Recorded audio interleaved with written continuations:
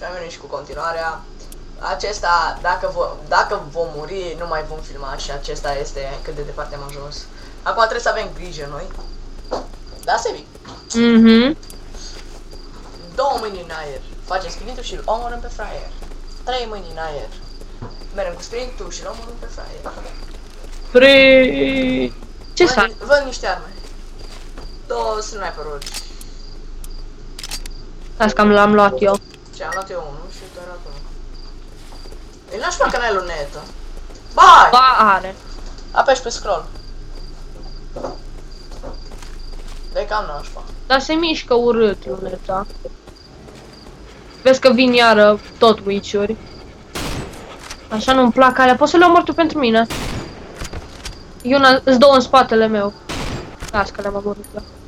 Bă, poate... Da, Vine era drujbaș. sigur. Vine drujbaș, uite-l.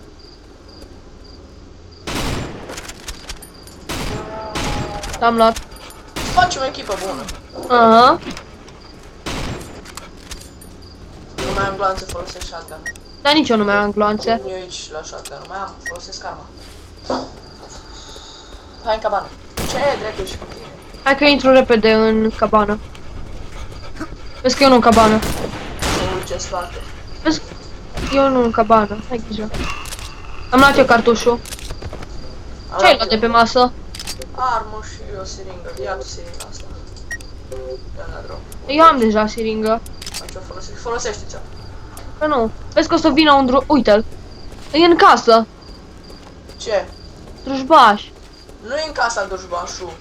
Ba da! Uite-l. Nu e în casa dușbașul, dușbașul o să vină. Dar l-am omorât, bă, ce naiba avem. Îs vreo 5 witch-uri care mă înconjoară. Dă-i, David! Îl aud! Nu! Vine după mine! Vine după mine! M-am blocat în copac! Îs mor. Ba nu. David, ți-l las ție. Ocupă-te de el, David. Că tu ai arma bună. Hai că s-a blocat în copac. Ba nu! Mai e unul. Nu mai e niciunul. Sau de drujbă. Mai fugi repede. Ba nu, gata, s-a oprit. E, cred că erau drujbele pornite de la el. Oi. 2 drujbași. Fine. Ce distracție. Folosesc siringa. Ba nu, stai că am 81 HP, nu folosesc nimic. Eu o folosesc. Folosește tu că ai 31 HP.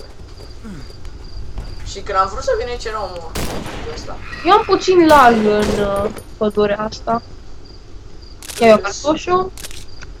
Am luat-o. E de ușă de trapdoor. Trapdoor înseamnă ușă din pământ. Caută bine. Am văzut eu o ușă, dar nu cred că e aia. Era aici o ușă de lemn. Dar nu cred că e de lemn. Bine. E un mormânt. Da, cam așa ar trebui să arate. Gata, am găsit. Și eu. Asta e?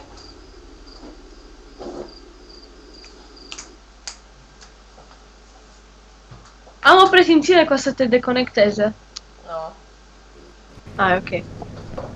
Sebi, stai 2 secunde să pun arma în mână, că fără arma asta îți mor. Îți cazi și mor. Noi uite, aici punem, aici se încheie videoclip. Am luat un hammer. Stai să merg până mână. Hai să încheie videoclipul. Sper că v-a plăcut, să ne urmăriți în continuare. Pa, pa!